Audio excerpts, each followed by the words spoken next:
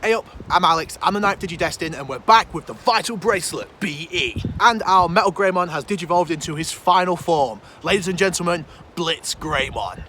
Blitz Greymon is such a badass Digimon. He made his debut in the digital world on the Digimon 20th Anniversary VPET as a true megaform for the original Virus Metal Greymon, and now we have completed that line.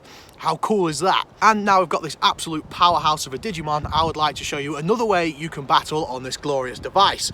NFC, Near Field Communication. So if your screen is on and you hold your device up against anything that emits an NFC frequency, such as a card reader, other card readers and various card readers, then it will initiate a battle. And this is something that I loved from the original Vital series, so I'm really glad that it's made a return, because in my little imagination land, it's kind of like an infected Digimon leaping out of a Digiport and attacking you, and I just think it's brilliant. It's really good fun to, you know, if you see one of these things in the wild, bang your device against it and do some Digi battles. NFC ports aren't super common around me. It's more of a super fancy modern city folk kind of lifestyle perk, but anytime I see them, I always stop what I'm doing and smash my Digimon against it, ready for battle. So let's do one now. Don't have any NFC ports around you? Fear not, most phones can emit one. Some phones just do it constantly, but my phone, which is an iPhone, I think it's the iPhone 8, you can get an app to just press a button and it will emit a frequency, and then you can hold your device up to it and have a battle. So that's what I'm going to do now. Let's go, Blitz Greymon! Okay, so I've tapped it against it, and now the battle screen's here. This will bring out any Digimon from the device. So here we are up against Tyrannomon. So yeah, this brings out any Digimon from within the dim card that you're currently using. Not really a fair fight. Tyrannomon's only a champion level, but we're mega. But the battles are super grindy in this, so it's not a sure win anytime, because the Digimon that appear in this are mad strong. Come on, Blitz Greymon, Plasma Cannon! Okay. Fair enough, we killed Tyrannomon.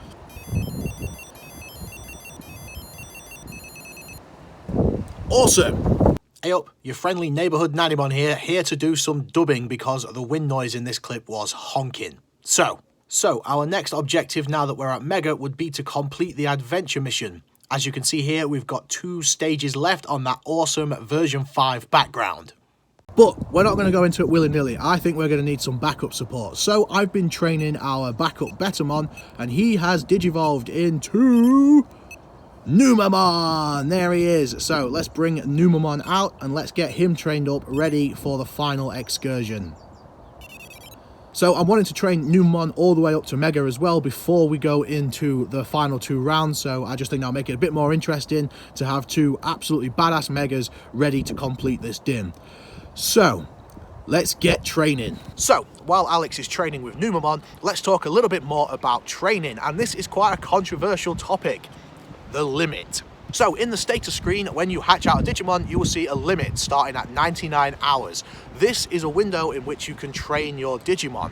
When that timer runs out, you can no longer get any boosts for your training. So no matter what training you do, you will just not gain any boosts to your Digimon stats. And this includes PP, which is something that you need to Digivolve. So if your Digimon is still at champion level when that timer runs out, your Digimon will be stuck at champion level. You will not be able to Digivolve that Digimon any higher, which has left a sour taste in some people's mouths, and I totally understand why. The original Vital series was super casual, so you could just chill with any Digimon you liked, and when you felt like it, you could hit the requirements, Digivolve to the next stage, and then just chill with that Digimon. Whereas with this, you've got to race against time if you're ever going to want to make that Digimon a Mega. However, as with all Digimon toys, it requires a level of imagination to get the most out of it. And the way to look at this is like your Digimon's lifespan. So if you don't hit the requirements, if you don't reach your potential within that limit, then your Digimon will be stuck at that stage. You can still enjoy your Digimon, you can still chill with it, but you just can't do any more Digivolving. I think the real middle ground here would be so that after the 100 hours, you can't gain any of the other stat boosts, but you can still at least gain PP. I think that would have been the best way to approach this, so that you can still Digivolve if you haven't caught that window in time. It is kind of brutal to just remove it completely. But that timer is a good way to try and keep you motivated, which seems to be a huge thing with the Battle Bracelet BE. It seems to want us to be checking our device more, engaging with it more, and being more motivated, and that is definitely a welcome improvement in my eyes, because the Battle series was great, but it was super passive, whereas now I feel like I have to check my Digimon more often. I'm checking on the timer, I'm checking on the Battle points, I'm checking in between battles on the adventure missions, and it's just a little bit more engaging. It requires me to actually look at this thing a little bit more often, which is just awesome, because every time I look at it, it brings a smile to my face. So I don't know, I can see why it's annoyed people, but honestly, I'm quite happy with the change. I just wish that it wouldn't entirely cut off the Digivolving. That's the real kick in the nuts for me. And while we're sat here chin wagging, because Alex hasn't done enough exercise yet. Are you happy now, Alice? Let's talk about a little bit of a thing that we covered in the last episode, and that is your BE memory Digimon crossing into other BE memories for adventure mission, which is awesome. Unfortunately, this doesn't work with your original DIM cards in the BE, so they're still just stuck battling against their own rosters. But with this whole adventure mission crossover stuff, it makes those single line mons a little bit more exciting. So actually, the Imperial Dramon DIM, which is just the single line Vmon, single line Wormmon, is actually kind of cool now, because obviously you've got that single line, but you can take those into any other BE memory, which doesn't actually feel anywhere near as restricted as I initially thought. So actually that DIM is pretty cool, so I'm extra glad I've got it now. So I'm definitely going to be rocking that DIM and then just taking it into other DIM card areas for battles and stuff, just to give it that level of variety that it otherwise would have been missing. So yeah, that's kind of cool. That's kind of cool. Buzzing. It's time for Pack of the Day. Here we go, another Draconic Roar. Let's do this. Digimon, digital monsters, Digimon are the champions. Here we go. Parasaurmon enjoying an apple. Stay healthy, bro. We got Cyberdramon doing his Desolation Claw. There's a sleepy Gatomon. There's a snowy Agumon. There's a badass volcano dragon, Volkdramon. There we've got Growlmon doing his Dragon Slash. There we've got a little barbecue campout. We've got a little dragon fruit. Oh crap. We've got something in a mysterious foreign language. We've got Missymon. VlogPets, awesome. That is one of my favourite artworks from this set. Isn't that just gleaming? And Wormmon. I'll attribute that to DigiDeeds done dirt cheap. And since we're training with Numemon today, I would like to take this opportunity to show you a fun fact. On his official Digi Battle card, they used the wrong font.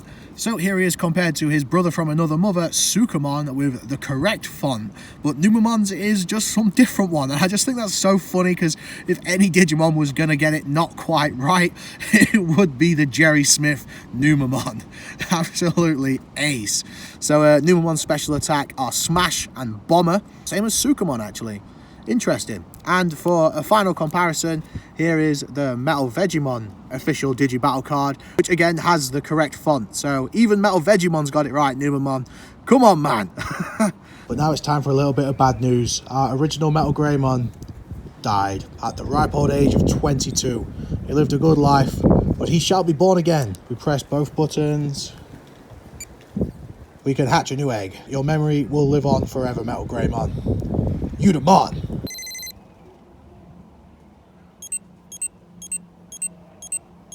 After our adventure together the other day, Luna drew this and she really wanted me to show you, so she's drawn the DigiDestined UK. So this is our family.